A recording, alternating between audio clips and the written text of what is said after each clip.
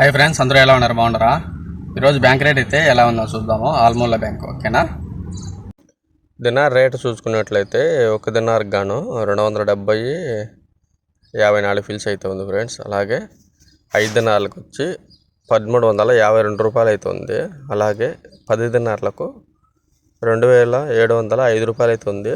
అలాగే 25 దినార్లకు వచ్చి 6763 రూపాయలు అయితే పోతుంది.